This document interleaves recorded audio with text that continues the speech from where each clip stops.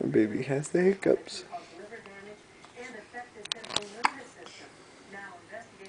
Every day, 2 or 3 times, at least.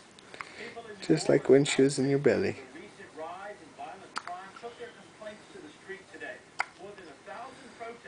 Sweetie. Hey. Whoops. If you put her butt down a little bit further, she won't slide as much.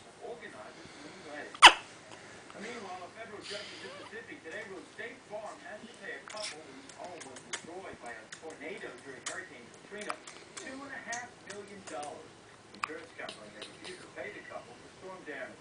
The ruling could pave the way for thousands of other people to recover their loss. The man accused of gunning down 4 people at an Atlanta courthouse is now on trial. The 54-count indictment faced Brian Nichols as jury. Or she's gone.